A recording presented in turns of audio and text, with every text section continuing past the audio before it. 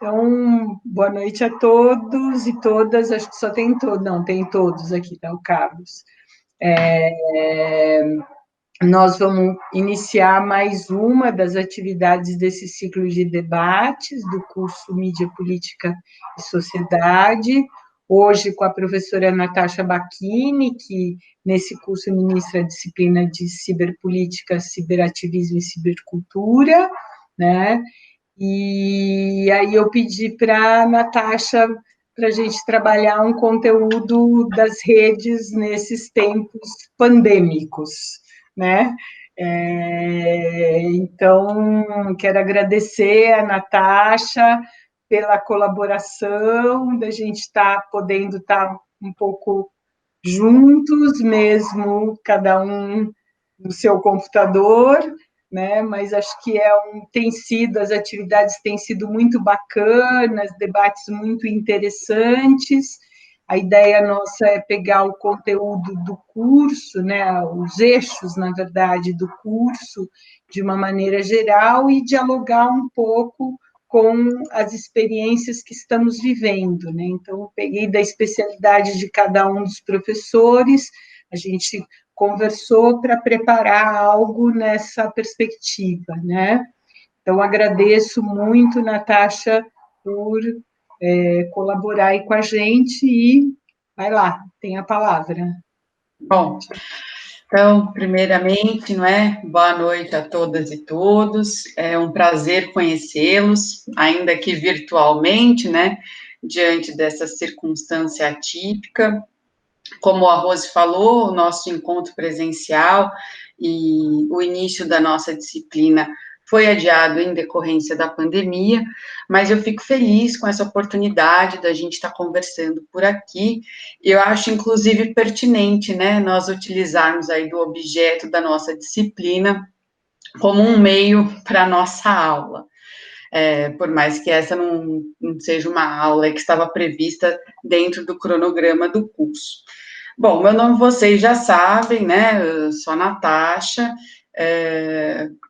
entre outras coisas, né? Serei professora de vocês quando tudo isso passar, da disciplina Ciberpolítica e Cibercultura. Sou também doutoranda em Sociologia pelo IESP, que é o Instituto de Estudos Sociais e Políticos da Universidade do Estado do Rio de Janeiro. Sou mestre em Ciências Sociais pela PUC de São Paulo, professora de uma outra instituição também, a FECAF, e ex-coordenadora do projeto M-Facebook, que talvez alguns de vocês conheçam, que é um projeto de monitoramento do debate político no Facebook, que está amparado no Manchetômetro. As minhas linhas de pesquisa, né, as linhas de pesquisa nas quais eu atuo são da ciberpolítica, da ação coletiva e movimentos sociais, também investigo lideranças políticas, marketing político digital e esfera pública interconectada.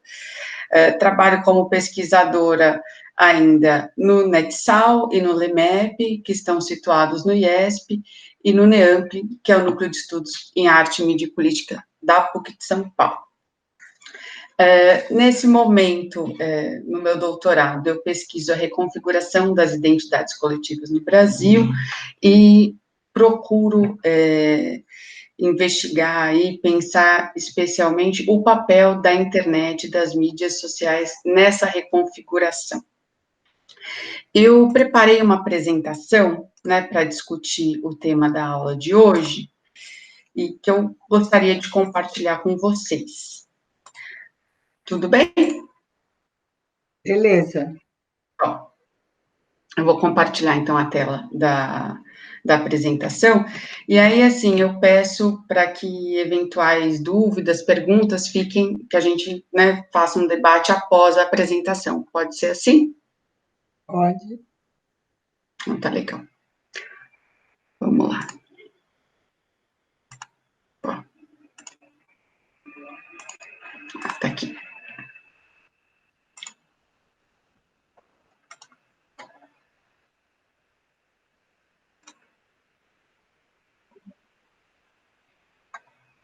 Foi? Deu certo?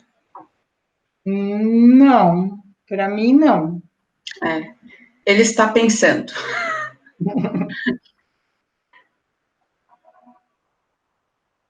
Peço só um minutinho, por favor.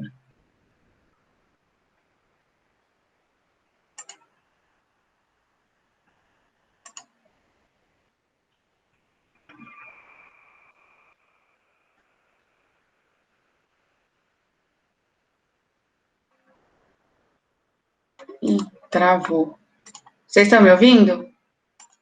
Estamos. Tá, ele não está respondendo.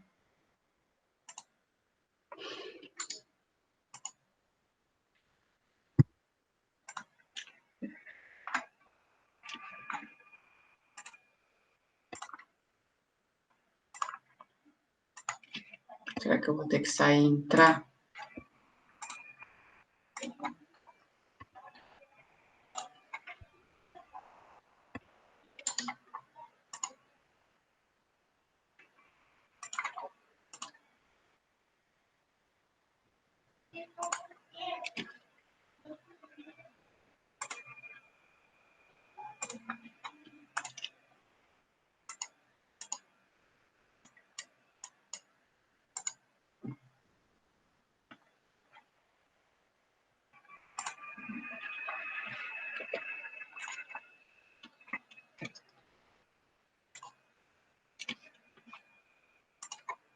Travou. Deixa eu ver uma coisa.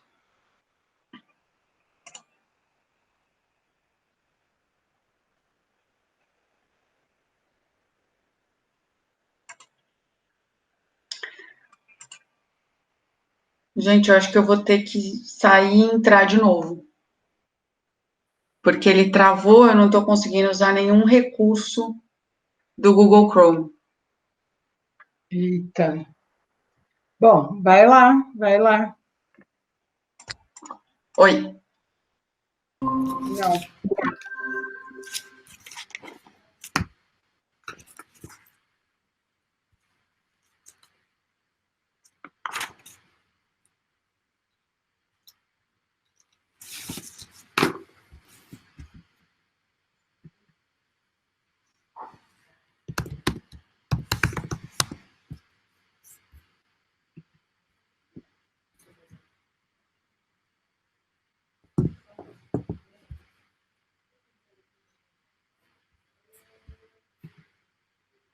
É, gente, é assim, não tem jeito, né?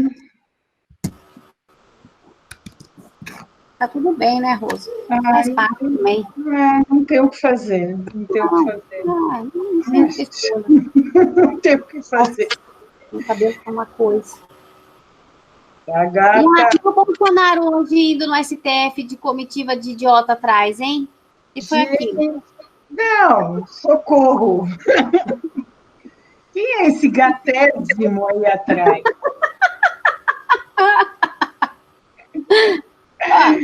É assim, né? Esse assim. Ele quer falar do videogame na hora do. É assim. Depois eu vejo o videogame. Aqui em casa, às vezes aparecem os cachorros querendo brincar na hora. Então, agora a mamãe não pode. Eles. É engraçado, filho, porque filho quer atenção o tempo todo, né? Você não pode ter o seu momento, porque eles ficam reivindicando você estar com eles o tempo todo, né? Não sei o que acontece. Deve ser alguma coisa na placenta que passa naquela hora lá. Mas aproveite enquanto eles querem, né? Porque vai dizer que chega uma hora que eles não querem mais, né? Então aproveita, né, filha? Eu aproveito, Rô, eu aproveito muito meus filhos. Assim, eu tava até pensando, vai chegar o Dia das Mães, né? E eu tava pensando que ser mãe não era uma coisa que estava nos meus planos, não, né? Até falei para você, era estudar, outras coisas. Mas, e nem sei por que eles aconteceram na minha vida, assim, porque que eu mais foi, acho que a melhor coisa que me aconteceu na vida. Eu não me imagino com eles, né? Né?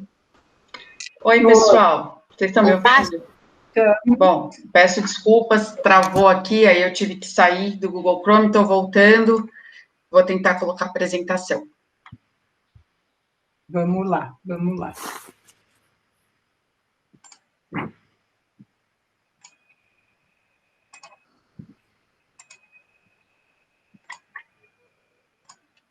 Pronto, acho que agora foi. Vocês estão vendo a apresentação? Sim, agora sim. Ótimo.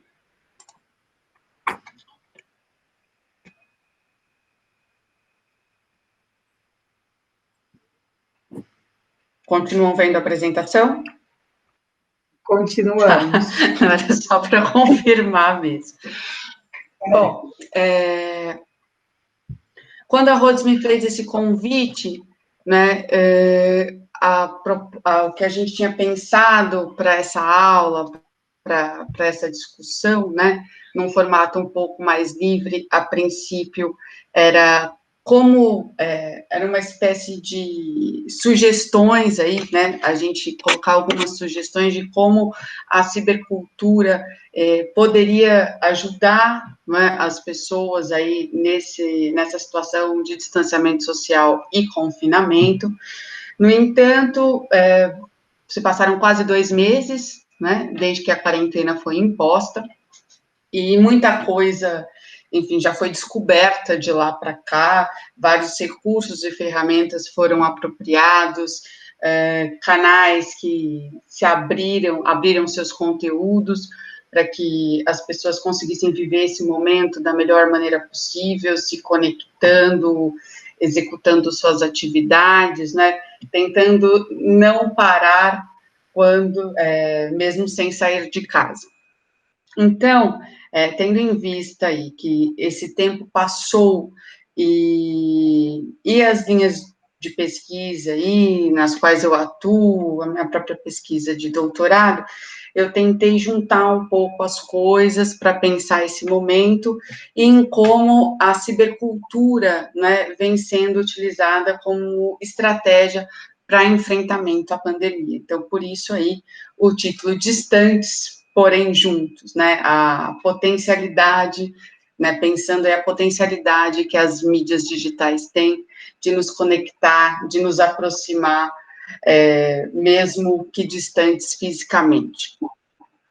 Bom, o campo da pesquisa da ciberpolítica e da cibercultura, sem dúvida, é um dos mais difíceis de atuar, pois eles compreendem objetos em constante transformação, né, dado que as tecnologias digitais fazem cada vez mais presente no cotidiano das pessoas. Também pelo fato de todos participarem deles de alguma forma, muitos se sentem capacitados para debater os trabalhos a respeito desses temas e deslegitimar as pesquisas do campo. Foi muito rápido o avanço da comunicação digital nos últimos 30 anos, né? E esses avanços acarretaram profundas transformações nas relações sociais. As diversas formas de relacionamento, né, política, de trabalho, ensino, afetiva, de entretenimento, foram alteradas pela apropriação dessas tecnologias, de um modo que praticamente todas elas, né, em todas elas, há presença dessas tecnologias. Tanto que hoje é inimaginável a gente pensar os nossos cotidianos sem a presença delas. Não é raro, por exemplo, as pessoas que acordam e dormem com essas tecnologias, né? Não são raros os relatos de pessoas que dizem, a última coisa que eu faço é olhar o meu celular antes de dormir, e a primeira coisa que eu faço ao acordar é olhar esse mesmo celular. Então, eu gostaria de recapitular com vocês, e aí eu não sei se eu vou conseguir entrar aqui, deixa eu ver se vai compartilhar também, esse link para uma iniciativa do Google, né, que eles criaram aí um gráfico que mostra a evolução da web nas últimas décadas. Eu acho que ele não vai entrar porque eu estou compartilhando a tela da apresentação, né? Vocês estão vendo aí ou não? Sim. O gráfico do Google? Não, gráfico não, só o link. Tá. Bom, Se vocês, enfim, quiserem entrar, procurar esse link, entrar aí nos computadores de vocês, para vocês terem uma ideia, e depois olhar com mais calma. Mas, de todo modo, eu queria recapitular, a partir desse gráfico, algumas datas importantes desse processo, né, dos últimos 30 anos, né, que aconteceram nos últimos 30 anos. Então, assim, em 1981, nós tivemos o lançamento do notebook, e em 1989, nós tivemos o primeiro Mac portável. O lançamento da HTML1, que é essa linguagem de hipertexto predominante nas páginas da web, foi lançado em 1993, e o Internet Explorer em 1992.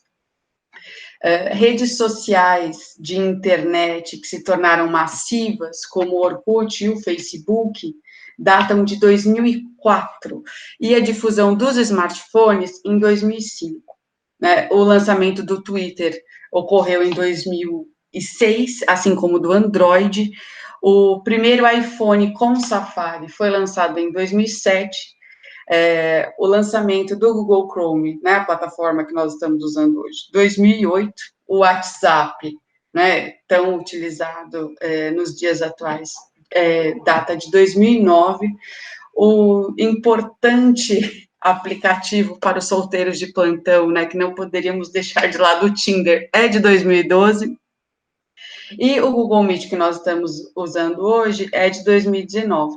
Então, assim, nós podemos perceber, com essas datas, né, como recursos tão importantes do nosso dia a dia, eles foram lançados há pouquíssimo tempo, né, eles existem há pouco tempo, e em pouco tempo se tornaram fundamentais para o nosso dia a dia, para o nosso cotidiano, nas nossas atividades, né, de modo que dificilmente a gente consegue nos imaginar realizando alguma dessas atividades sem passar por essas ferramentas, por essas tecnologias, por esses aplicativos.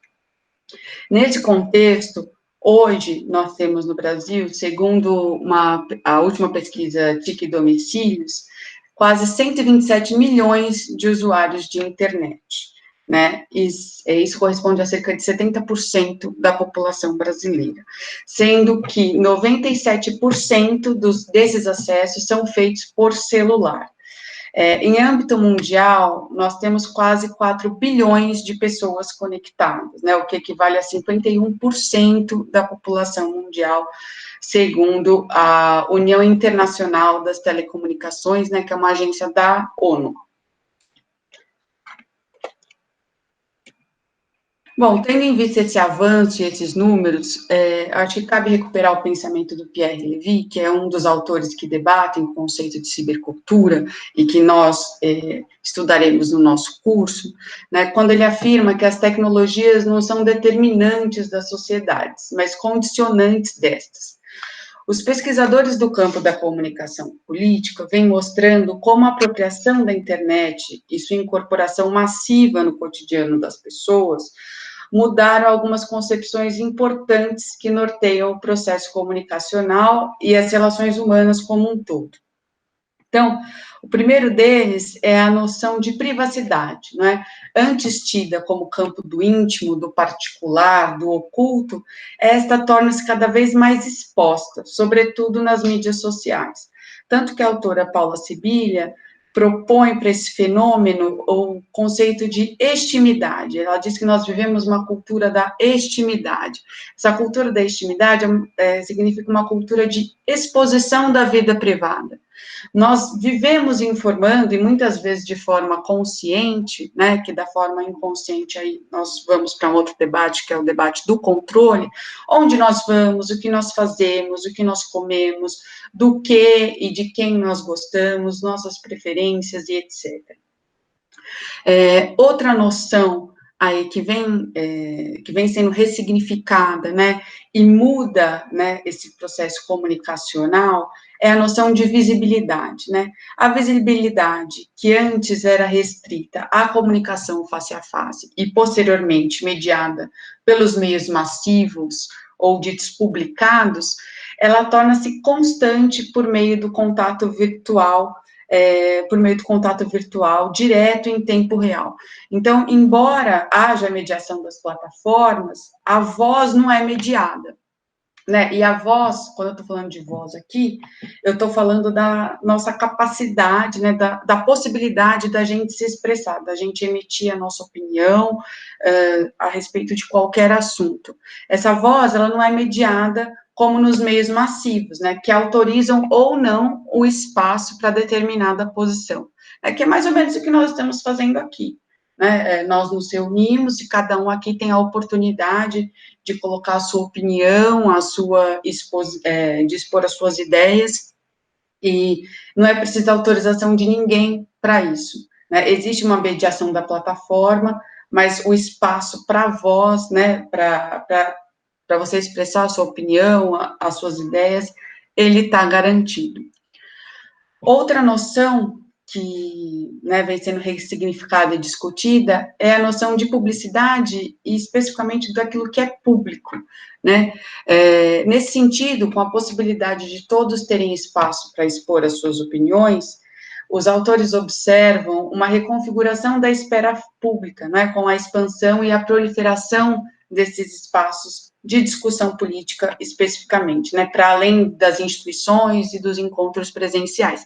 Então, assim, nós temos hoje inúmeros fóruns, grupos, páginas, perfis, diversas plataformas colaborativas, né, onde é possível realizar essa discussão política, onde todos têm voz.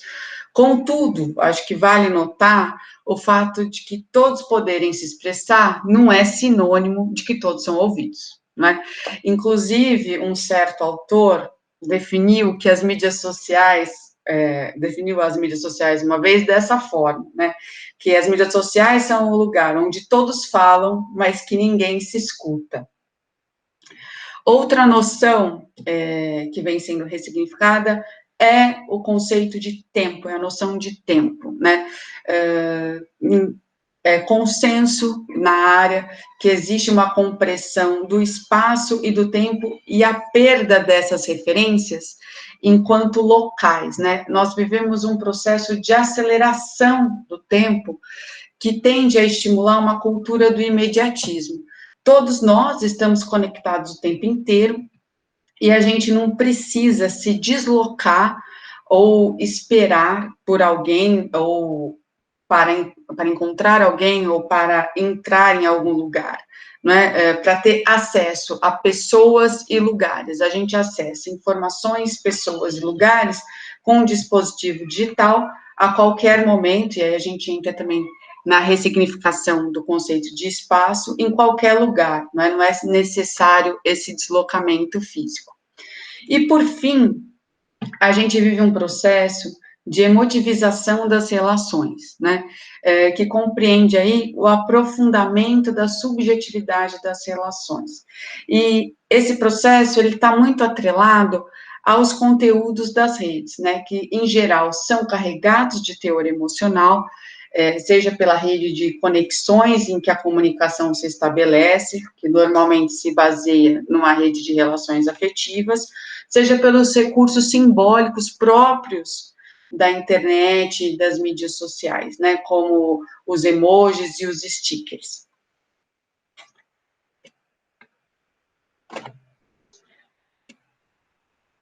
Bom, tendo em vista né, todas essas mudanças, esse avanço tecnológico, a apropriação dessas tecnologias, né, emerge o debate sobre a cibercultura, né, emerge uma nova forma de expressão cultural, de apropriação cultural. O conceito de cultura, propriamente, ele surge no século XVIII com o objetivo de distinguir as relações humanas dos fatos da natureza, né? Então, cultura sempre significou aquilo que os seres humanos podem fazer, e a natureza é aquilo que está além da capacidade humana e é aquilo, portanto, aquilo ao qual o ser humano deve obedecer. O conceito de cultura, como você sabe, ele é polissêmico, ele tem vários significados, mas há pelo menos 3 acepções aí bastante compartilhadas deste termo, né? A primeira é quando ele é usado para designar atividades artísticas. Então, o cinema, o teatro, a pintura, a escultura, a dança, tudo isso é considerado cultura. Outra forma, outra acepção desse termo vem para referenciar hábitos e estilos de vida. Então, o vestir, o morar, o se exercitar. E ainda há uma terceira acepção que serve para distinguir um grupo social de outro com base nas suas preferências, né? Como classicamente aí se diferencia o popular do erudito. Então, eu fiz essa contextualização para a gente pensar, não é, o conceito de cibercultura. Esse conceito, ele reúne aí, né, ele parece ser a combinação de pelo menos dois termos, né, que é da cibernética e da cultura. Então, portanto, a cibercultura envolve aí uma combinação de tecnologia, virtualidade e cultura, entendida como hábitos, como manifestações artísticas e como preferências. Então, a cibercultura, ela compreende todo tipo de manifestação cultural que se desenvolve a partir do ciberespaço. Então, conversas por mídias sociais, jogos online, música eletrônica, cursos à distância, criações coletivas, abertura de dados, compartilhamento de informações, todas essas práticas, esses hábitos, né, fazem parte da cibercultura. São elementos característicos da cibercultura a ótica planetária da rede, a viralização informativa, a emancipação comunicacional, como eu já coloquei, essa ação descentralizada, as chamadas práticas colaborativas de inteligência coletiva, né, que consiste aí na reunião de conhecimentos e singularidades em prol da solução de problemas coletivos, a cultura do compartilhamento, a transparência, a abertura de códigos e a remixagem.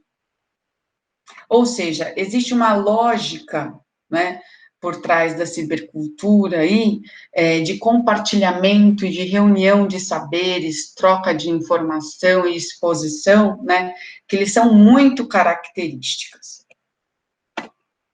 E a gente está passando direitinho os slides? Alô?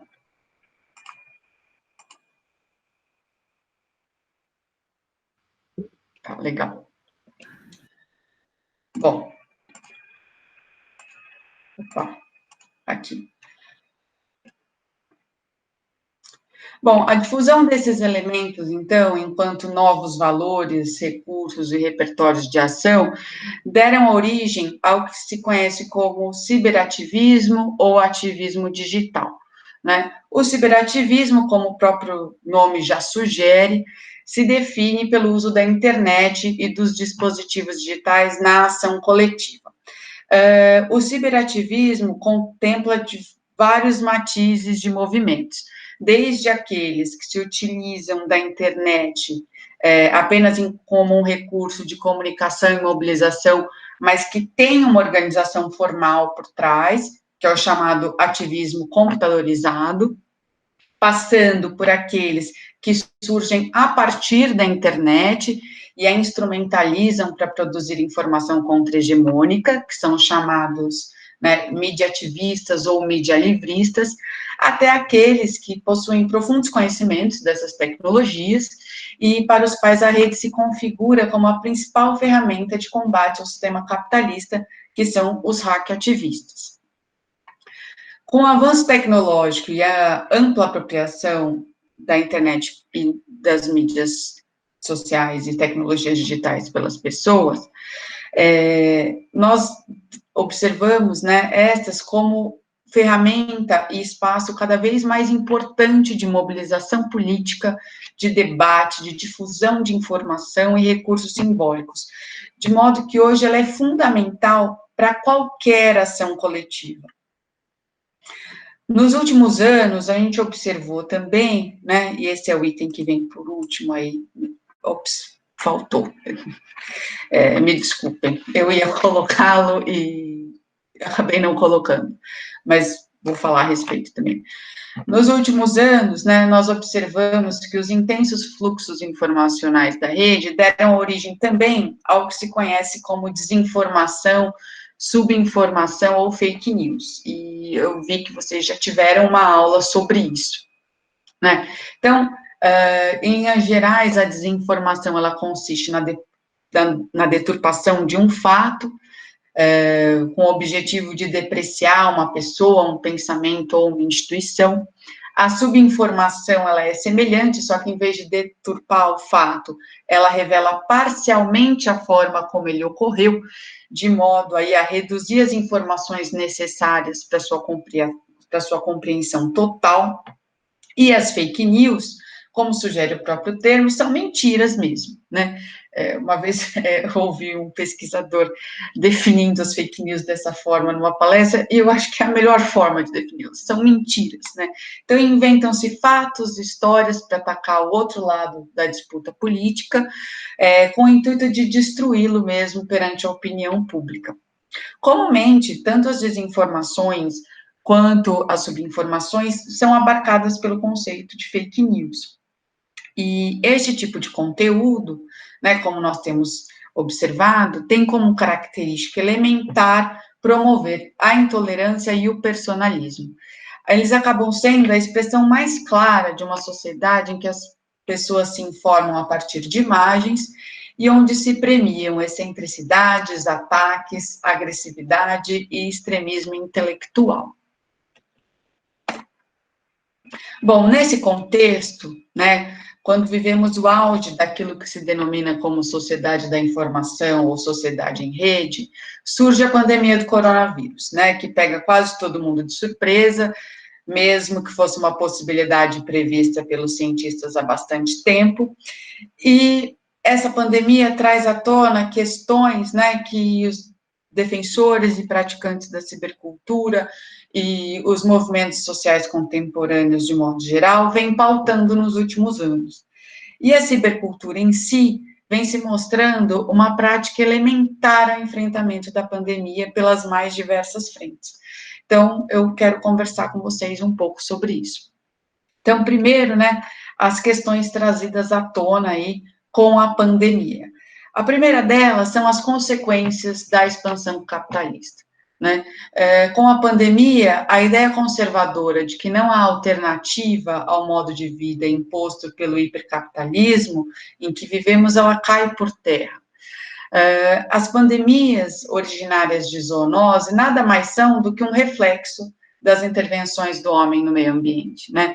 Então, nesse anseio de se expandir, a humanidade acaba invadindo o terreno alheio e de lá acaba trazendo problemas. Além disso, com a quarentena, a gente observa uma drástica queda nos índices de poluição, né? Tornando o ar, que é fundamental à vida, né, entre outros recursos, né, mais puro a todos. Além disso, outra questão que vem à tona é o papel do Estado, né? E o controle do Estado sobre os nossos corpos e as nossas vidas. Então, nós vemos um momento, né, que se pensa o cerceamento da liberdade individual de locomoção e a violação da privacidade em prol da preservação da sociedade. É óbvio que o confinamento e o distanciamento social são imprescindíveis nesse momento, mas cabe pensar até que ponto essas medidas não são autoritárias, né? E como medidas como a restrição da circulação são legítimas. Outra questão que emerge é: qual o limite do poder da sociedade sobre o indivíduo? Quais precedentes estão sendo abertos com o monitoramento dos dados digitais, né? E quando eu faço essa última pergunta, enfim, é uma pergunta aberta para todos nós refletirmos, eu estou me referindo especificamente à polêmica dos aplicativos de rastreamento, né, que podem indicar prováveis contagiados com a doença e alertar quem teve contato com eles, de modo a ajudar aí na sua contenção, e ao caso da pesquisa do IBGE, que está usando o banco de dados de operadoras de telefonia para realizar o censo que foi inviabilizado com a pandemia. embora esses recursos possam salvar muitas vidas, acho que cabe pensar como serão nossas vidas depois disso, né? Seremos constantemente controlados, né? Já somos muito controlados, mas quais são os precedentes que estamos abrindo com medidas, com essas medidas? Outra questão que envolve o Estado, né, e que vem à tona, é a da Seguridade Social e da renda mínima. A gente vê aí, né, a gente observa um retorno ao Estado, né, de maneira explícita aí ao centro do cenário político, e essa retórica neoliberal, né, que vinha ganhando espaço, cai por terra, ela cai por terra, e o Estado mostra o seu assombroso poder, não é? E a gente vê que as capacidades desse Estado, elas seguem aumentando. O neoliberalismo, ele pode até sobreviver, porém, na forma atual, acredita-se que isso é improvável, né? Ele parece ridículo quando as redes sociais de solidariedade e o Estado ganham absoluta centralidade nesse processo. Especialmente no papel que podem e devem exercer para tirar a economia do buraco, cuidar dos danos causados por essa pandemia, no sentido aí também da Seguridade Social, está se mostrando a única alternativa para que muitos não morram de fome e para que a economia não pare, a despeito dos recentes cortes assistenciais e das reformas trabalhista e previdenciária que reduziram os direitos. Vem se pensando aí o estabelecimento de um programa mínima para além do contexto de pandemia. E outra questão que envolve o Estado são os efeitos da privatização e da precarização da saúde. Esses constantes cortes para a área da saúde deixam a população cada vez mais exposta, deixaram e deixam a população cada vez mais exposta e vulnerável. Em um momento como esse, a falta de recursos, equipamentos e assistência médica tem se mostrado fatal. Quantas vidas não poderiam ter sido poupadas se esses investimentos não tivessem sido reduzidos? Não é verdade? Uma outra questão ligada ao papel do Estado é a importância do conhecimento científico, né, a despeito aí de um movimento anticientificista, e a importância do financiamento público dessa pesquisa científica, visto que a ciência tem se mostrado como a única alternativa para se salvar vidas, e o seu financiamento público, uma das únicas formas da sociedade se proteger, né, a partir do desenvolvimento de vacinas, respiradores mais baratos, produção de álcool em gel e máscaras em larga escala, etc. Outra questão que vem à tona com a pandemia, né, e que ganha mais força no debate político e no debate social, como um todo, é a da confiabilidade das informações. Tem se observado aí um alto número de fake news sobre os perigos e o combate da doença, assim como sobre o seu enfrentamento. A gente observa também muitas mensagens minimizando a pandemia, né, e a sua gravidade, falando sobre gripezinha, sobre medicamentos supostamente eficazes ao combate do vírus, né, como a cloroquina, ou até mesmo receitas naturais, misturas caseiras, chás, muitas mensagens também com conteúdo xenofóbico, mentiras sobre atuações de prefeitos, governadores, deputados, senadores, sobre os ministros do STF, tentando aí deslegitimar a autoridade dessas instituições.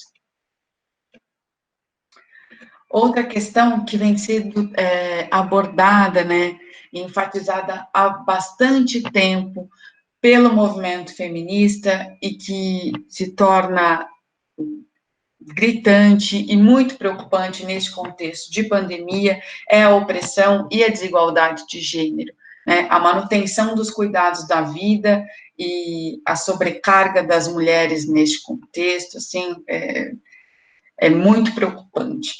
Então, assim, com as escolas fechadas, a família toda em casa, essa é a escandalosa realidade, né? Essa escandalosa realidade, ela fica cada vez mais explícita. Então, essa é uma oportunidade também que existe da gente implementar uma divisão igualitária do trabalho doméstico para que a gente tenha uma sociedade mais justa. Nessa esteira, também observa-se o aumento de casos de violência doméstica, né, com essa intensa convivência, né, com essa diuturna convivência. Outra questão que emerge é a importância da coletividade e da vida comunitária, né, especialmente aí dos laços sociais como uma possibilidade de resistência. Numa conjuntura que vinha aí de uma profunda individualização da sociedade, e nesse momento de isolamento, a gente observa várias iniciativas, é disso que eu quero falar um pouco hoje, né, de valorização da vida em comum. E essas iniciativas passam por empatia, solidariedade, redes de apoio mútuo, que vão desde compras de alimentos para os grupos de risco e doações para populações vulneráveis, troca de produtos, coletivos que oferecem apoio psicológico, legal e trabalhista, famílias que cuidam das crianças de outras famílias, não é, cujos responsáveis continuam trabalhando. Então, boa parte das experiências que eu vou tratar hoje aqui nessa apresentação residem aí nesse âmbito. E, por fim, uma outra questão que vem sendo tratada especialmente pelos movimentos rurais, os movimentos campesinos e os movimentos indígenas, é a questão do direito à alimentação e da soberania alimentar. Nesse contexto aí onde estão todos confinados, tomando uma série de cuidados, né, para não se expor ao vírus, vem questões importantes, né, que são o que nós comemos, de onde vem esse alimento, como se produz, como ele se consome, né, como ele se distribui. Então, assim, fica evidente, cada vez mais evidente, a importância das cadeias de produções locais e ecológicas para que a gente tenha uma soberania, para que a gente garanta a soberania alimentar e o direito à alimentação. Bom, tendo em vista todas essas questões, né, eu gostaria de apresentar aqui, como eu já disse, como as tecnologias vêm sendo apropriadas e mobilizadas no Brasil para o enfrentamento da pandemia. Embora o distanciamento social torne impossível práticas típicas de protesto, não é? Como os protestos de rua, né, atos em rua, as ações coletivas e os movimentos sociais também costumam surgir, né, tipicamente nesses momentos de crise. Então, com o impedimento do protesto nas ruas, do convívio e da cooperação física, a gente observa ações criativas de solidariedade emergindo. A primeira delas, né, dessas iniciativas cidadãs, é o Segura Onda, que eu não sei se vocês conhecem. O Segura Onda, ele funciona como uma espécie de guia de iniciativas cidadãs frente ao coronavírus. Então, estratégias aí de inovação social e resiliência cívica em tempos de pandemia.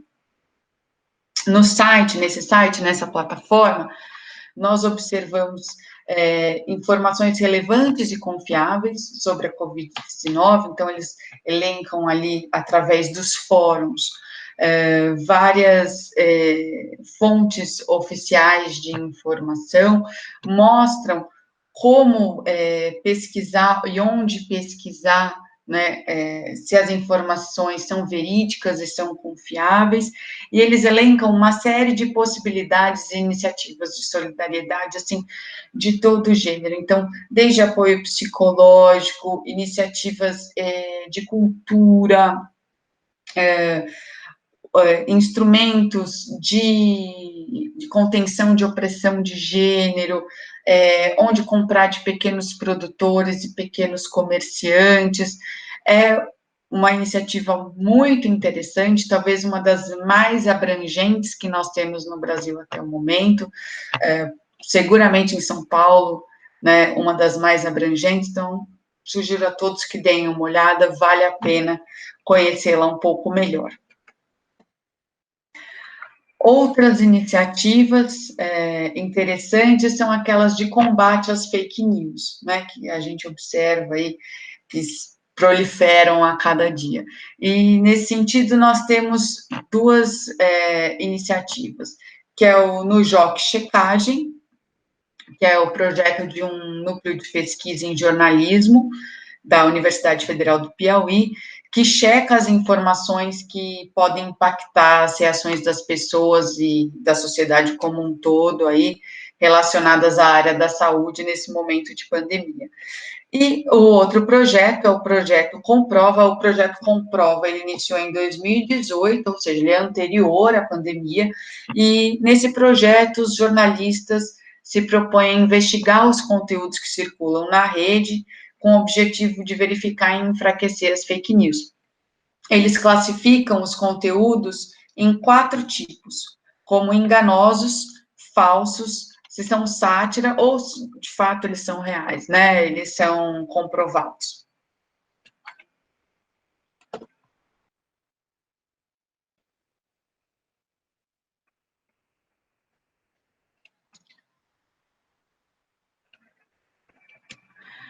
Bom, outros movimentos que nós observamos, né, outras frentes que nós observamos, são aquelas de defesa à ciência. E hoje mesmo, né, nós tivemos a Marcha Virtual pela Ciência, que é um movimento com o objetivo de chamar a atenção para a importância da ciência no enfrentamento da pandemia de Covid-19, né, e as implicações sociais, econômicas, né, e para a saúde das pessoas nesse contexto. Essa é uma iniciativa convocada pela Sociedade Brasileira pelo Progresso da Ciência e consistiu aí em vários debates simultâneos, né, organizados em todo o país, sobre a importância da ciência e do conhecimento frente à pandemia. As pessoas não puderam somente assisti-los e emplacar suas hashtags, como as colocadas aqui no slide, mas também se manifestar através de um aplicativo que eu coloquei aí, que levava os seus avatares até Brasília. Então, né, você conseguia se colocar aí em protesto de alguma forma através do avatar, né, por meio desse aplicativo. E nesse sentido também muitos intelectuais e funcionários de instituições públicas de ensino e pesquisa também gravaram vídeos de apoio a esse movimento. Outras iniciativas que ganham muita força nesse contexto são as petições online. E aqui no Brasil, vem se destacando as petições de um canal que é internacional, mas que tem a sua versão brasileira, que é o Change.org. Tá? As petições mais assinadas no Brasil até hoje são essas 3 que eu coloquei aqui no slide. Então, a primeira delas, né, é a que pede a liberação dos 3 bilhões do fundo eleitoral e partidário para o combate à Covid-19, e essa já ultrapassa a marca aí de 1,3 milhão de apoiadores. A segunda é uma causa defendida pelo padre Júlio Lancelotti, aqui de São Paulo, que cobra a Prefeitura de São Paulo a fornecer acolhimento e itens de higiene para a população de rua. Essa petição engajou em menos de um mês mais de 345 mil brasileiros. E, por fim, a terceira petição mais assinada é aquela que cobra as empresas de delivery a proteger seus entregadores na pandemia, né, então, que, portanto, distribuam alimentação e álcool em gel para os motoboys, com 145 mil apoiadores.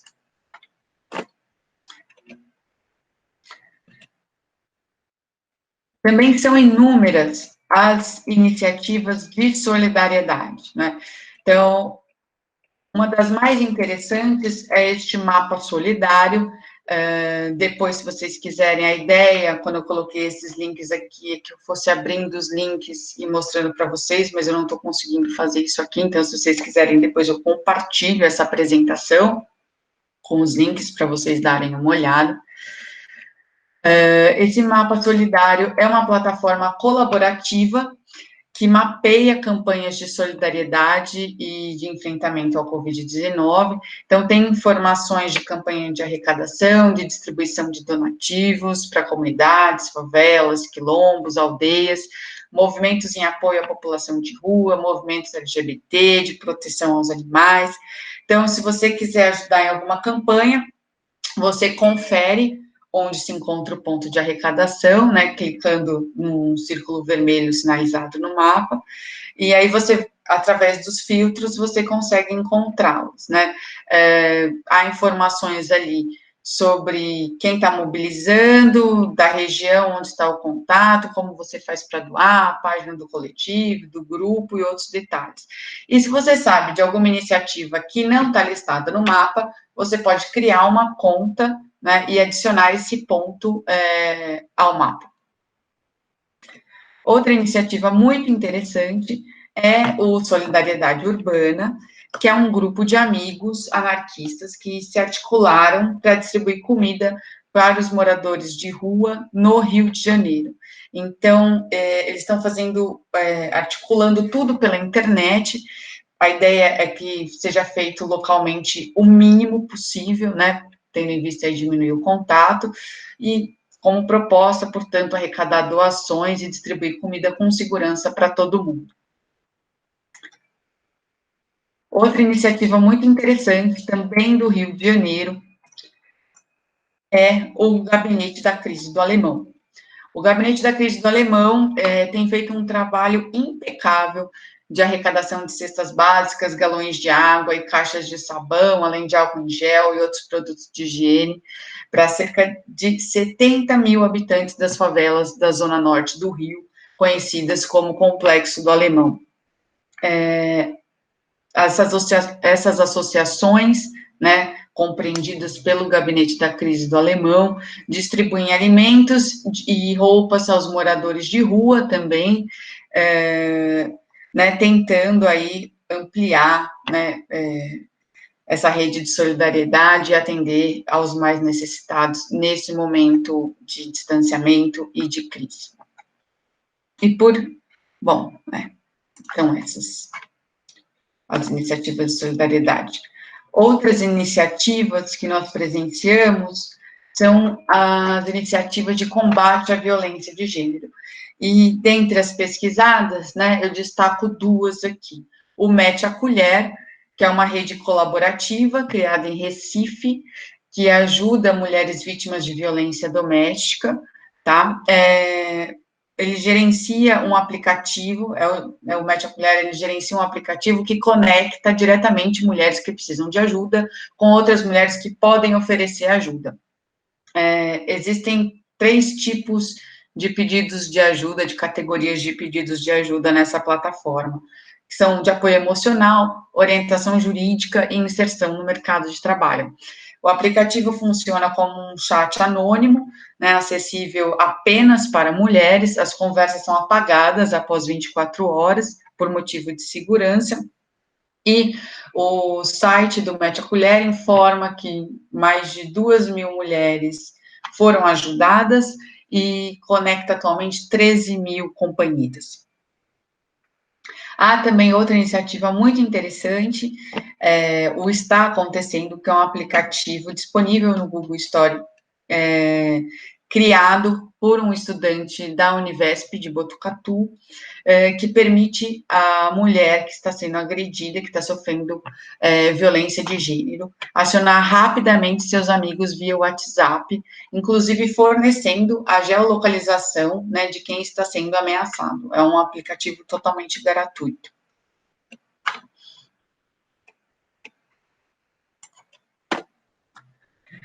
Bom, temos também algumas iniciativas, algumas não, né? Várias iniciativas culturais, né, que passam aí pela internet. Destaco 3 delas. A primeira delas é o Corujão da Poesia, que consiste em encontros semanais, encontros virtuais semanais, de pessoas que gostam de poesia e declamam poesia, né, umas para as outras. Nós temos também o Projetemos. O Projetemos é uma conta no Instagram que reúne múltiplas experiências de projeção audiovisual a partir de janelas em diversas cidades, né? E uma delas, dessas experiências de projeção audiovisual é o Cine Janela, que é uma experiência aqui de São Paulo, tá? Que também é muito legal e faz a projeção de filmes a partir de janelas, né? Para toda a vizinhança, projeta os filmes na parede de um prédio no centro de São Paulo.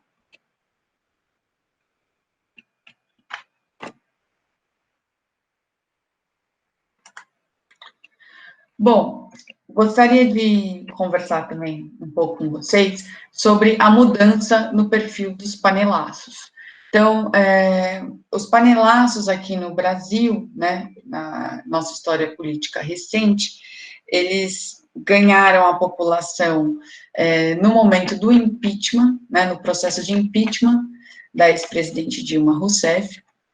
Eu acho que o mais expressivo deles, que eu coloquei aqui o link, aconteceu no dia 17 de abril, quando o processo de impeachment foi autorizado pela Câmara dos Deputados. Nesse momento, nós tínhamos aí um perfil de paneleiros, se eu posso, né, um perfil de paneleiros bastante específico, né, de pessoas contrárias ao governo Dilma, pessoas com inclinações à direita, que defendiam aí o fim do governo, que se dividiam aí entre defensores de um liberalismo econômico e do conservadorismo. Então, esse era o perfil dos paneleiros naquele momento.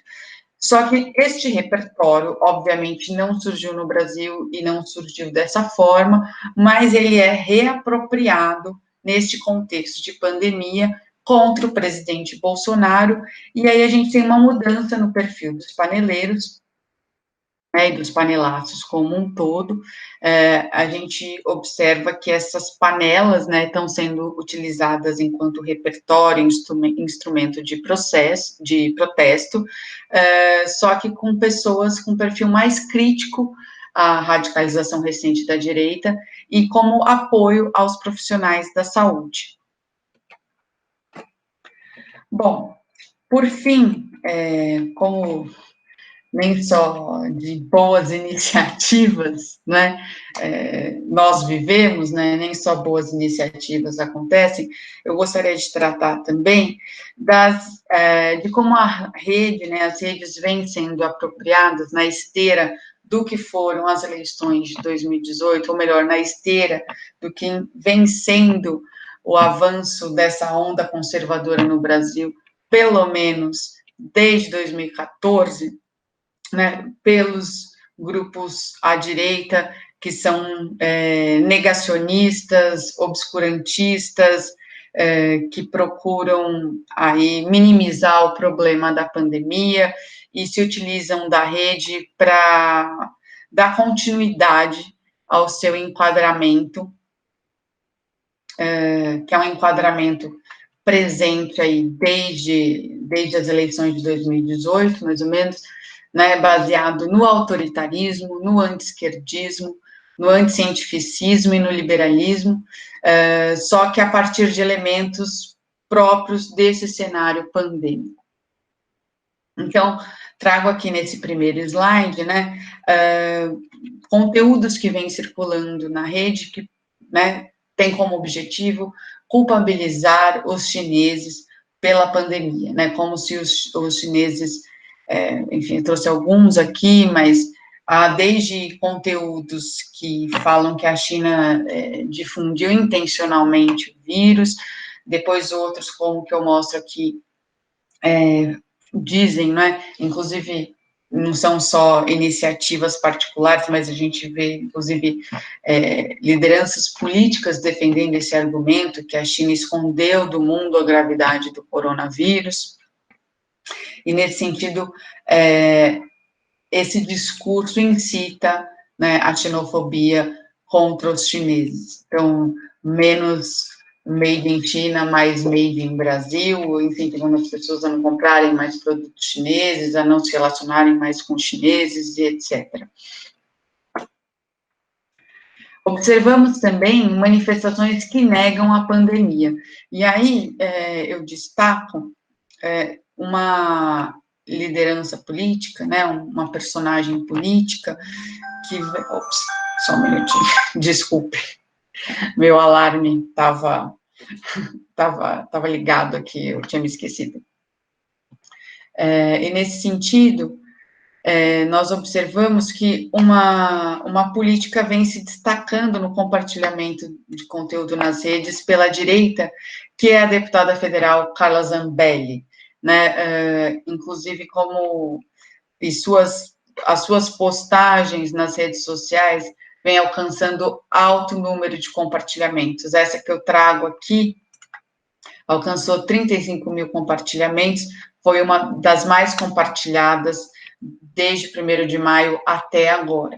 Então, aqui, primeiro, insinua-se, né, que não estão ocorrendo tantas mortes como estão sendo divulgadas. Então, a despeito de um consenso científico de que está ocorrendo uma subnotificação no número de casos, esses grupos afirmam que não, que, na verdade, há uma hipernotificação, né, ou estão se acumulando casos em estados que não são governados por políticos que estão ao lado do governo federal, que apoiam o governo Bolsonaro. Inclusive, nesse contexto, né, de negação da pandemia e dos seus riscos de circulação do vírus, há também iniciativas de memes aí, né, humorísticos, e nesse caso aqui eu trouxe esse da Odete Roitman, né, a Odete Roitman ensinando, a Odete Roitman também morreu de coronavírus, né, de Covid-19, também fazendo insinuação aí à Globo, como se a Globo fosse um canal que difundisse notícias mentirosas, né, difundisse inverdades. Bom, outros conteúdos que vêm sendo disseminados por esses grupos fazem apelo à volta ao trabalho e acusações, né, como sempre, ao Partido dos Trabalhadores. Então, assim, sob o argumento de que muitas pessoas vão perder os seus empregos, muitas empresas vão fechar, vão falir, devido ao distanciamento social e à restrição de circulação, esses grupos pedem a volta ao trabalho, alegando que o país não pode parar. Eles também argumentam que há uma hipocrisia, né, dentre lideranças e figuras públicas que pedem o isolamento, visto que eles podem praticá-lo, porque tem uma condição privilegiada, mas que a grande maioria da população não consegue ficar em casa, se isolar, pedir comida por iFood, enfim, desfrutar aí desses recursos tecnológicos e de quem tem uma condição de vida um pouco mais abastada, um pouco mais privilegiada.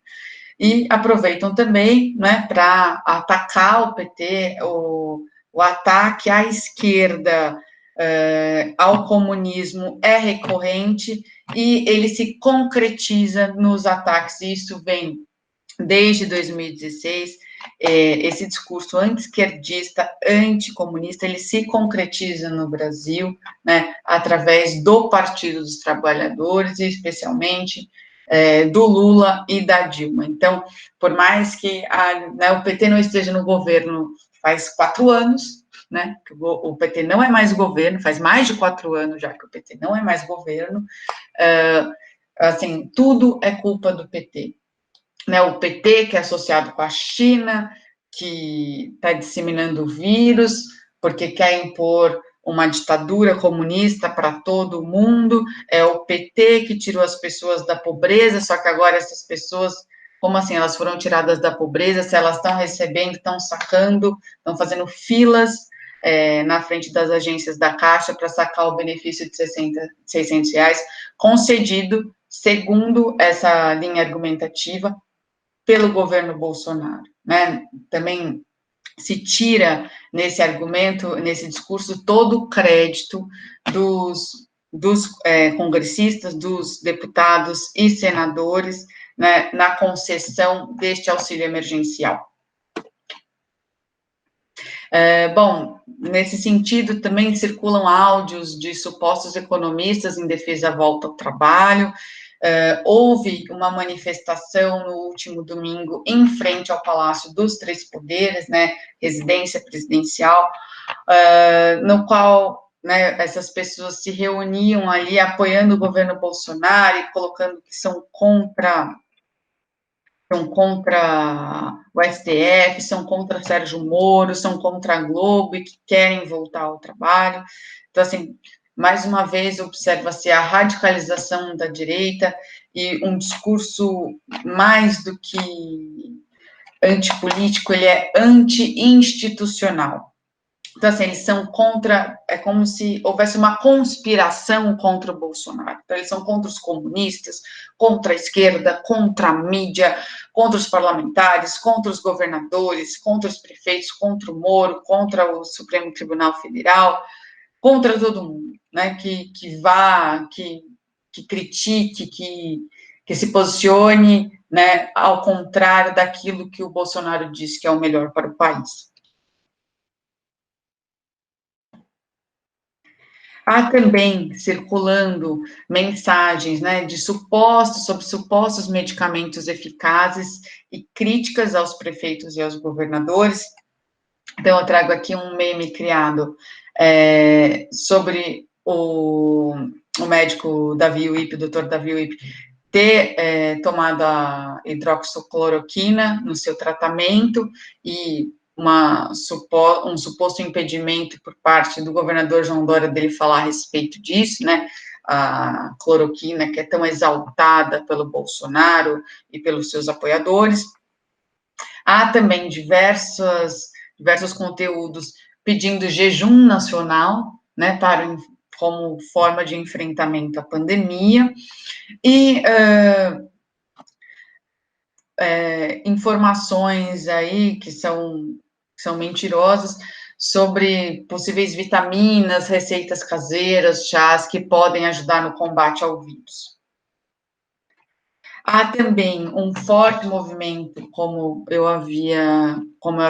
comentei, contra prefeitos e governadores que defendem medidas de isolamento social, né? Esses já são taxados como pessoas de esquerda, conspiradores contra o governo, né, que querem dar um golpe no governo, e, inclusive, foi elaborada uma petição de impeachment ao Dória, só que essa petição foi negada pelo Havas, né, ela saiu do ar, ela foi cancelada, exatamente porque a plataforma encontrou informações falsas nela. Bom, eu trago aqui, por fim, críticas, né, mensagens aí com conteúdo crítico ao STF e ao ex-ministro Sérgio Moro, falando aí, dando continuidade, então, a esse discurso que há uma conspiração contra Bolsonaro, contra o governo federal, na qual o Moro se juntou, né, da qual o Moro, no momento, faz parte, a despeito aí do seu trabalho, segundo esse mesmo argumento, do seu importante trabalho no combate à corrupção. Então, assim, como coloca aqui o deputado federal Paulo Eduardo Martins, a situação fez com que o combate à corrupção, encarnado em Moro, e o combate ao socialismo, encarnado em Bolsonaro, se tornassem antagônicos. É a vitória dos corruptos e socialistas. Não preciso dizer quem perde. Então, assim, a gente percebe a associação de fatos deturpada, né, uma deturpação dos fatos, e eles associam uma coisa a outra como se houvesse uma conspiração contra o governo, né, e minimizando, portanto, as importantes medidas de enfrentamento à pandemia. Aqui mais algumas mensagens, falando, né, deste pavor, do suposto pavor para que o Alexandre Ramaggi assumisse a direção da Polícia Federal, e aqui a posição de um jurista contra a ação do Alexandre de Carvalho, desculpa, do Alexandre de Moraes, né, que impediu essa posse. E, por fim, nós temos aqui também um vídeo que tem circulado muito nessas redes, né, que já teve 277 mil visualizações no YouTube, de um cara que ele se intitula como o trouxa que tinha esperança no Brasil, que me parece uma espécie de meia-culpa de setores da direita que dizem, né, que acreditavam no Sérgio Moro, no seu intuito de combater a corrupção, e que, de repente, esse Sérgio Moro mudou de lado, e que se sentem ofendidos com suposta comemoração por parte da esquerda, né, diante aí desse desabono público né, e dessas ofensas e acusações públicas que o Sérgio Moro fez em relação ao Bolsonaro, né, como assim, nós só queremos a linha argumentativa, né, nós só queríamos o melhor para o país, nós lutamos, né, esse nós, essa identificação, o nosso grupo, diferente do de vocês, né, o que essa diferenciação é básica do confronto político, o nosso grupo trabalha pelo Brasil, o nosso grupo é o grupo dos trabalhadores, é o grupo das pessoas que querem um Brasil melhor, um país desenvolvido, enquanto vocês são os vagabundos da esquerda que querem que o Brasil pare, e só querem derrubar o governo, não querem que as atividades econômicas voltem, né? Então, nesse nível o discurso, né, e os ataques, como se essa fosse a proposta aí do combate à pandemia, né? Estão se utilizando da pandemia para reforçar uma posição política e um discurso de perseguição política. Tanto que, aí eu identifiquei nesse mapeamento, nessa pesquisa exploratória, né, selecionando aí alguns casos para trazer para vocês hoje à noite, esse ato falho da deputada Carla Zambelli, em que ela, né, se coloca contrária ao projeto da também deputada Tabata Amaral, que a Tabata, como ela coloca aí, eles estão propondo um projeto para barrar fake news no Brasil, né, inclusive no WhatsApp, que é uma das principais ferramentas de compartilhamento de informações falsas, e a Carla meio que compra, né, essa acusação de que compartilha informações falsas, chamando a Tabata de autoritária, e falando assim, você quer transformar o Brasil numa ditadura, né? Não vai conseguir, então nós não teremos mais liberdade de expressão.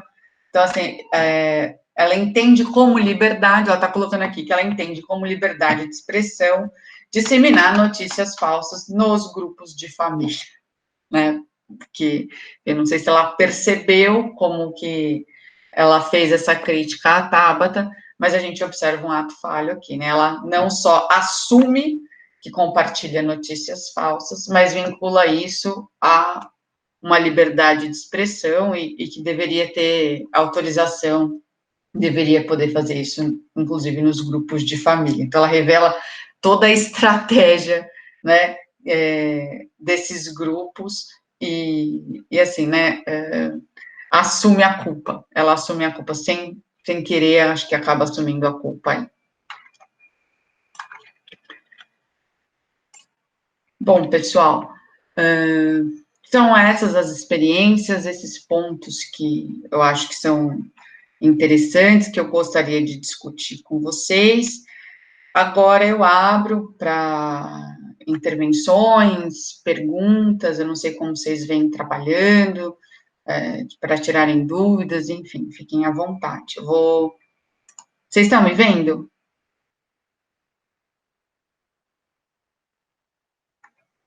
Sim, Natasha. Vocês estão me vendo? Estamos sim. Então tá bom.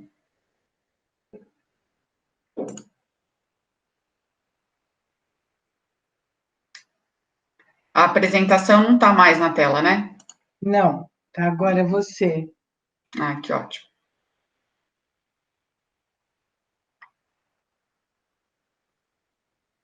Bom, obrigada, Natasha, acho que foi bem, apresentou um bom panorama aí dos fluxos na rede nesses tempos de pandemia, um levantamento super exaustivo e bem bacana, porque ele acaba, de alguma forma, expressando as distintas formas de ocupação das redes, né, com perspectivas diferentes. Isso foi bem interessante mesmo. Queria agradecer e um pouco queria só chamar atenção, né? A gente há bastante tempo faz esse debate, né? Durante muito tempo pensávamos que as redes eram quase como que unicamente um espaço para potencializar formas progressistas de se ver a sociedade, né? De algum tempo para cá, a gente tem visto que não são só essas formas que ocupam as redes, né? E essa articulação ruas e redes, ela tem ficado cada vez mais clara como um campo de disputas, né? E não há um pensamento hegemônico que domine, embora ele possa ter uma presença forte, nem um pensamento contra-hegemônico que domine, embora ele também possa ter uma presença importante. Queria que você falasse como você vê isso, você que pesquisa as redes há tanto tempo, né? Como uma primeira ou talvez segunda onda de que a rede é um espaço progressista, e aí, né, de um tempo para cá, a gente tem visto que não só, mas um espaço que também tem sido utilizado e ocupado por outras concepções não tão progressistas e muitas vezes até autoritárias que fazem uso das redes para inserir suas opiniões no debate. Queria que você falasse um pouco disso, que eu achei bem interessante. Eu estou falando desses dois eixos mais centrais que eu vi no seu trabalho e gostei bastante, porque ele nos faz pensar sobre esses dois campos e essas duas formas de pensar a rede. Era basicamente isso. Eu não sei se alguém tem mais alguma questão, ou se a gente vai, enfim, né, falando um pouco e você vai reagindo, né? Pode ser, fique à vontade. Como que vocês têm feito? Eu posso tanto Depende. esperar mais algumas intervenções e depois eu comento, como ir respondendo. Você que sabe. Às vezes hoje está mais frio, o pessoal está mais acanhado, né? Eu E também essa acho que eu turma falei fala muito. pra caramba, viu? Essa turma fala pra caramba. Eles estão aqui fingindo para você, tá? Mas eu, como já dei aula para eles, conheço bastante. Inclusive, eu peço desculpas, eu acho que a apresentação ficou mais longa do que Não, eu tá ótimo. imaginava. Não, tá ótimo. Acho que E ela. às vezes eu sei que como essa proposta, né, de videoaula pode se tornar cansativo, porque não tem interação presencial, e os links também eu não consegui habilitar para aparecerem. Não, acho que ela deu conta, né? Ah, ó, tem uma pergunta da Jéssica aqui, você conseguiu ver? Deixa eu dar uma olhada aqui no chat, que eu não estava É, olhando. Só um minuto. Se os congressistas estão engajados com essas petições online? É essa a pergunta? Acho que é, né? uhum. Bom, Jéssica, respondendo pontualmente, essas petições online, de modo geral, elas servem como instrumento de pressão. Então, assim, quanto mais assinaturas elas obtêm, maior a probabilidade delas serem aventadas no Congresso Nacional. E, inclusive, quando elas reúnem um grande número de assinaturas, há associações e instituições que fazem essa mediação, né, de levar essas petições para o Congresso, para que as propostas sejam avaliadas. Então, assim, no momento, eu não sei te dizer como que está isso, né, assim, acho que alguns deputados, pelo que eu vejo, assim, em algumas falas, alguns deputados estão sensibilizados, né, com tudo que está acontecendo, e entendem que é uma possibilidade esse repasse, mas também a resistência por parte de muitos que não querem abrir mão desse fundo para os seus partidos. Não sei se alguém tem informações mais recentes a respeito disso. Não tenho acompanhado essa parte, Natasha. Especificamente, né, dos deputados. Mas a gente percebe que, assim, a internet, e aí acho que respondendo um pouco a provocação da Rose, ela vem pautando cada vez mais a política institucional, né? Isso, no meu mestrado, eu denominei como Agenda Setting Digital, quando tratava ainda das eleições de 2010. Então, assim, a gente vem de um avanço, como eu coloquei, muito rápido, né, de apropriação, de um avanço tecnológico muito rápido, e uma crescente apropriação dessas tecnologias, de tal maneira que, assim, até as eleições de 2016, podemos dizer, a internet era um espaço importante de se fazer campanha política, de se divulgar causas e tal, mas ela não tinha um impacto na opinião pública tão grande como após o processo de impeachment e as eleições de 2018. Então, o que acontece na internet hoje tem repercussão institucional, né? Os deputados, senadores, governadores, prefeitos, não só possuem um staff que cuida das suas imagens nas redes, né, como uma militância digital aí própria, mas também estão sempre muito atentos, e nesse sentido a imprensa também, daquilo que está circulando na internet, são vários programas, vários jornais que observam esse debate na rede e levam essas questões para a televisão, para o rádio, para o debate parlamentar. Então, assim, se essas petições têm força, têm muitas assinaturas, sem dúvida elas vão ter alguma repercussão institucional. Por mais que não garantam, né, a sanção, a aprovação desses pedidos. Legal, legal. E, assim, realmente, né, quando a gente para pensar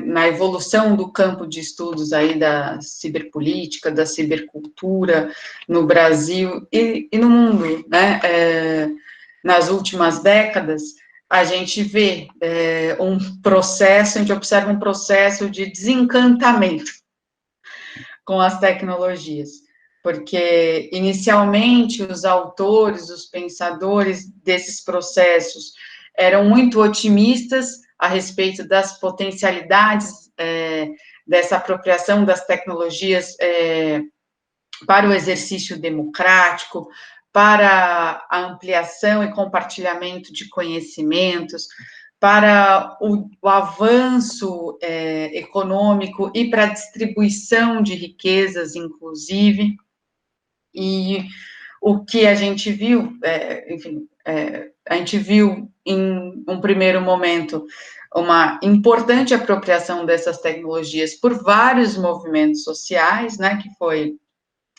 o último ciclo de protestos que se iniciou em 2008 com a bolha imobiliária dos Estados Unidos e se estendeu aí até 2013, 2014, inclusive chegando no Brasil com as jornadas de junho, né, esses protestos nos quais a internet e as mídias sociais foram fundamentais para mobilizar as pessoas, ampliar o debate político, incorporar pessoas a esse debate político e levar essas pessoas às ruas, aos atos que foram massivos, que reuniram milhares e milhares de pessoas em cidades do mundo inteiro, em centenas de países, né?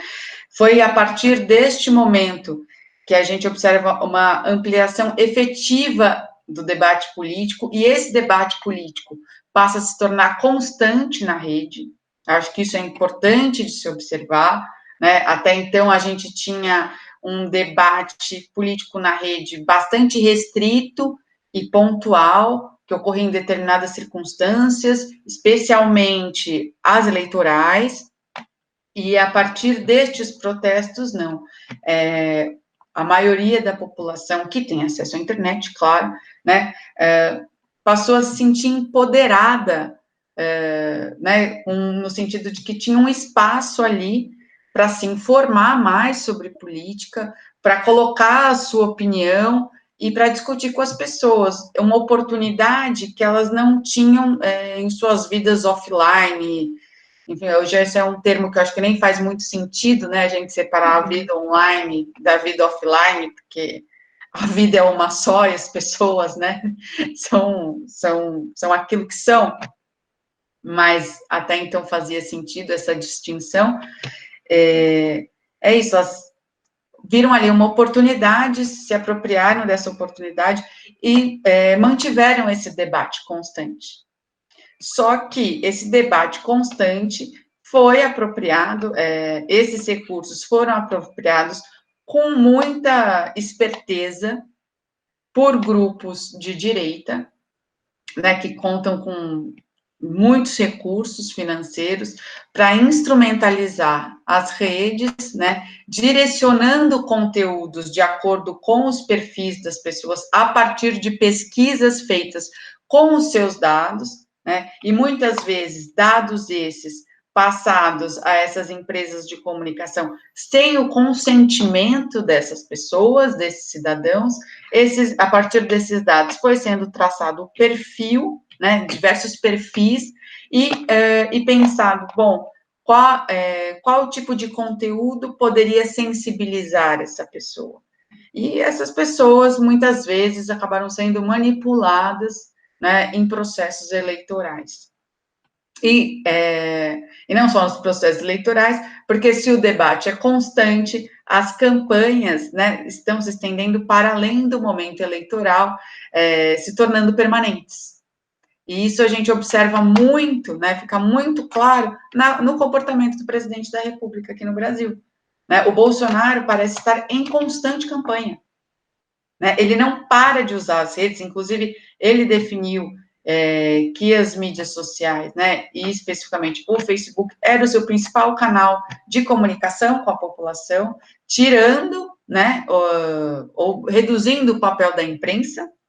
Nesse sentido, ele que se nega a falar com a imprensa, e dessa forma ele se poupa de críticas, né, porque ele faz o seu vídeo, e aí depois as pessoas comentam se quiserem, mas ele não tá, né, ele se blinda da arguição. Então, essa é uma estratégia importante, né, que ele se utiliza, e também, assim, ele, por meio dessas redes, segue motivando, incentivando o conflito político. Não o conflito, ele estabelece aí um discurso que incita o conflito no período eleitoral, para distinguir a candidatura dele da do outro grupo político, mas depois, como a democracia pressupõe, a democracia representativa pressupõe, o nosso sistema político pressupunha, né? É importante pensar no estabelecimento de consensos para garantir a governabilidade, mas ele não parece estar preocupado com essa governabilidade. Ele está preocupado com a sua permanente campanha, e esta permanente campanha é baseada na intensificação do conflito político. né, e na incitação de um confronto político constante. Legal, legal. E uma outra questão que você faz a distinção aí entre o que é a campanha eleitoral e uma campanha política, né? Que elas têm permanências diferentes, mas esse ano, a princípio, teremos eleições municipais. Né? A princípio, eu digo porque tem um debate aberto dessa possibilidade de adiamento das eleições, com vários impactos que teria, no caso dos prefeitos que seria, e vereadores, que seria o adiamento. Então, tem algumas datas possíveis, dezembro, porque senão você adia o mandato, porque a posse é em 1º de janeiro, então tem um complicador complexo aí, né? No caso do partido que o presidente Jair Bolsonaro tentou organizar, ele não conseguiu ainda número de assinaturas suficientes, então não teria uma presença com o seu partido, que não significa que não vá ter uma presença no debate eleitoral, né? Pode ter até por outros partidos, né? A sua plataforma política, digamos assim, né? E uma coisa que a gente vem observando, falando de uma eleição que não é a nossa, mas que tem uma importância global importantíssima, que é a eleição americana, em que o candidato Donald Trump, ele estava, né, quase como que um favorito imbatível nesse processo, mas as suas posturas, que são muito próximas das posturas que o Jair Bolsonaro acaba defendendo, suas posturas frente à pandemia, falando, né, desse momento nosso, elas vêm modificando ao ponto que o Donald Trump perde apoio, né, vem perdendo apoio em relação ao seu possível adversário, que é o Joe Biden, e lá a gente pode ter um resultado eleitoral diferente, e diferente pela posição adotada nesse período, né? Então, como que você vê esse processo? Eu sei que é uma coisa que estou falando de coisas muito abertas, porque elas não estão definidas, mas nesse cenário eleitoral próximo dos dois países, né? É óbvio que é uma eleição municipal, lá uma eleição nacional. Como você vê nesse momento esse embate que está muito presente nas redes, né, frente a esses projetos políticos, né, defendido pelo Donald Trump, defendido pelo Jair Bolsonaro aqui no Brasil, que faz com que eles, de alguma maneira, percam aquela preferência, né, dos eleitores nesse momento. Como é que você vê esse processo que, obviamente, está em curso, muitas coisas podem ser modificadas, mas nesse momento, se a gente pudesse congelar a história, o que não é possível, né? Como que você vê isso nesse momento e como que você vê esse debate sendo travado nas redes? Olha, acho que a primeira coisa que a gente observa, e eu até comentei isso na apresentação, é que o discurso e a defesa do Estado mínimo vem perdendo força, né? Então, assim, esse aspecto do discurso liberal está caindo por terra. Com a pandemia, as pessoas, né, a população de modo geral, percebe a importância do Estado e a importância de um Estado forte, um Estado que intervém na economia, que garante auxílios emergenciais em momentos de crise econômica, de paralisação, a importância de um sistema de saúde público, né, para que todos tenham assistência médica devida, em decorrência da pandemia, e como que a falta de investimento nesse sistema de saúde público durante muitos anos coloca boa parte da população brasileira e da população mundial em situação de vulnerabilidade, né, onde a assistência médica é fundamental para se salvar vidas. Então, assim, eu acho que os candidatos, né, o que a gente vem percebendo no discurso das pessoas, né, nos comentários, no debate que vem sendo tecido na rede, é que os candidatos que seguirem defendendo Estado mínimo, seguirem defendendo esse projeto, tendem, né, a perder eleitores. Acho que esse é um primeiro ponto. É claro que, assim, sempre existem aqueles que resistem, né, que não fazem autocrítica, não admitem seus erros. Isso, no caso brasileiro, a gente percebe muito com relação às denúncias do Sérgio Moro, né, que levou muitos votos ao Bolsonaro, que era um dos grandes nomes do governo, né, um dos seus grandes ministros, sempre desfrutou de vasto apoio popular, considerado, né, um herói nacional, e, de repente, quando ele traz essas denúncias contra aquele que era a liderança que se dizia, né, incorruptível, né, o defensor aí da honestidade, uma suposta reputação ilibada, de repente isso cai por terra, e mesmo com as denúncias do Moro, essas pessoas resistem a acreditar que elas possam ser verdade, e se mantêm aí na defensiva, inclusive atacando o Sérgio Moro, como se ele tivesse mudado de lado, praticamente se tornado um comunista, né, associado à Globo, ao Luciano Huck, ao João Dória, que são super comunistas também. Enfim, isso não parece fazer muito sentido, mas para essas pessoas que compartilham esse enquadramento da realidade, seguem no apoio ao governo, isso faz sentido.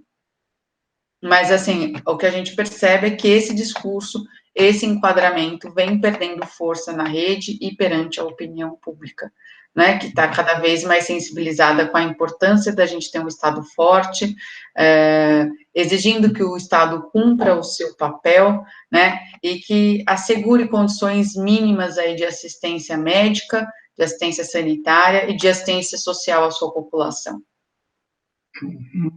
Legal, legal. Natasha, você está me ouvindo? Deixa eu abrir. Estou. Bia? Não, Priscila. Priscila? Peraí, Priscila. Ah, agora sim. É que, desculpa, apareceu o nome da Bia aqui para mim, achei que fosse a Bia. Pode falar. Eu fiquei com um pensamento, assim, não é bem uma pergunta, tá? Acho que é uma coisa ainda estou processando, aí eu vou falar e talvez a gente processa junto, mas enquanto você estava trazendo os elementos, né, o que a cybercultura muda de fato, etc., existe uma coisa que eu vou chamar de desigualdade digital, que é um desafio no Brasil e é um desafio no mundo. Então, seria legal a gente pensar um pouco como que isso dificulta a participação dessas pessoas no debate e na construção de uma nova cultura, né, uma nova política, acho que até de uma participação cidadã. Então, em tempos de Covid, a gente vê bem claro, tem muita gente que não consegue ter informação de fontes diferentes, não consegue nem ter acesso ao auxílio emergencial. Então, quando a gente discute cybercultura, eu fico pensando que tem essa dicotomia, é uma ferramenta de inclusão, porque traz questões à tona, traz o ativismo, traz outras classes sociais para a conversa, diferentes regiões do país, mas também se não tem um outro lado que é uma ferramenta que acentua a exclusão dessas pessoas que estão desse lado da balança quando a gente pensa nessa desigualdade digital, sabe? Não, com certeza, né? A desigualdade social, a desigualdade digital, né, ela está diretamente associada à desigualdade econômica. Olha, nós temos um copo parecido. Desculpa, eu não consegui evitar. Com certeza está associada à desigualdade econômica. E essa desigualdade no acesso à internet, ela tem várias repercussões, inclusive de apartamento aí, né, de distanciamento dessa população do debate político e as pessoas deixam de ter oportunidade de se instrumentalizar, não só para o debate político, mas para coisas elementares nas suas vidas, como esse auxílio emergencial. É óbvio que, dependendo da velocidade da sua internet, dependendo do aparelho pelo qual você acessa o aplicativo, se torna mais fácil você conseguir o recurso ou não. Né? E essa é uma barreira que o Estado tem que se preocupar em transpor. Né? Sendo que é o Estado que faz a fiscalização, né, desse tipo de serviço, do acesso à internet. Então, assim, a gente está, é óbvio que quem está realizando esse debate, participando desse debate político na rede, são, em grande medida, as classes médias. Né, porque muitas vezes o acesso que a pessoa tem, a gente tem 70% da população brasileira conectada hoje, só que desses 70%, isso tem inclusive pesquisas a respeito, eu não sei te dizer agora com precisão qual é essa porcentagem, mas assim, quantos por cento tem um acesso aí de alto nível à rede, que propicia a pessoa a entrar em diversas plataformas, a utilizar os diversos recursos. Muitas vezes o acesso que a pessoa tem é o acesso ao WhatsApp, porque o plano dela é aquele plano do celular pré-pago, que te dá o direito ao uso livre do WhatsApp e só. Ela não consegue, às vezes, nem entrar no próprio e-mail pelo aparelho. Então, assim, é super pertinente essa sua observação. Né? E existem vários autores que fazem esse debate, né, da divisória digital. E essa é uma questão, assim, que precisa ser levantada e a gente precisa pensar em soluções aí para resolvê-la, que passam por soluções para o problema da desigualdade social. Sem dúvida. Super, obrigada.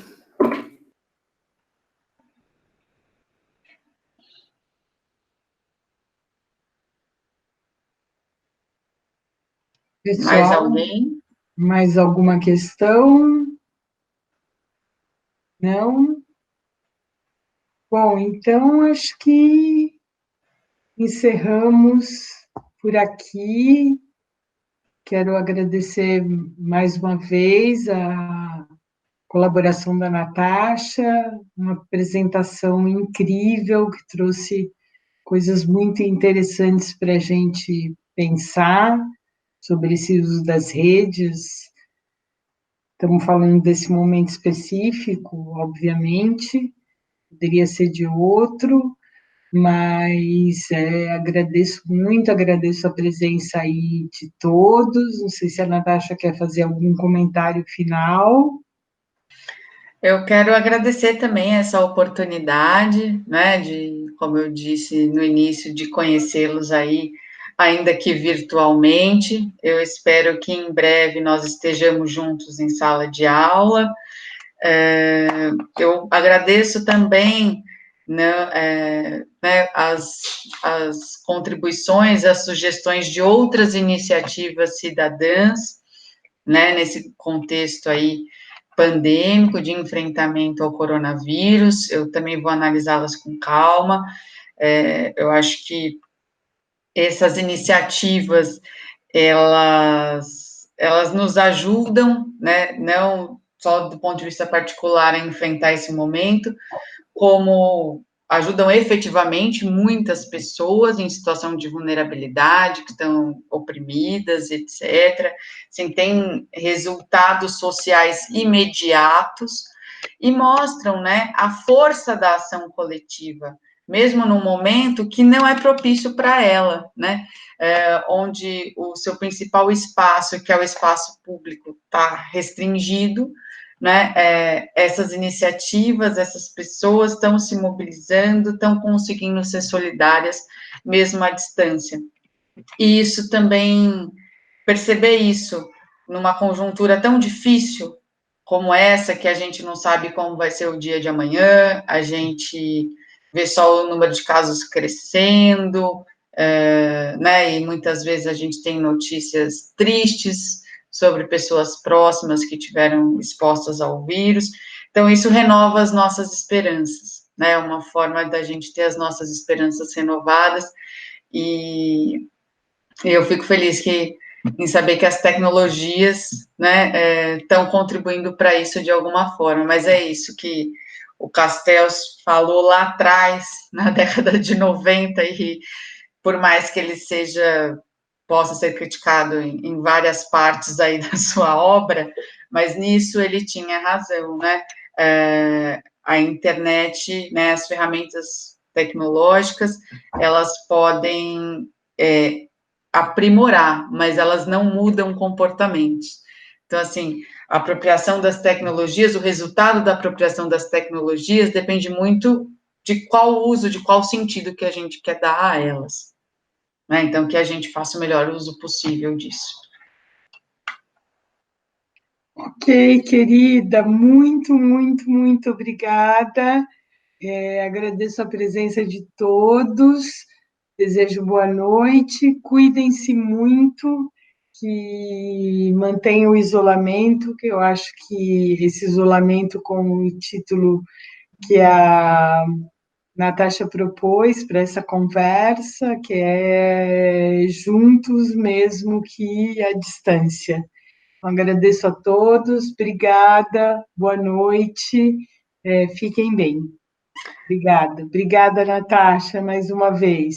Obrigada, Rose, boa noite a todas, a todos, Boa noite. Bom final de semana para vocês. Obrigada, Fiquem bem, igualmente. em casa. E em casa, em casa. Boa noite. Beijos.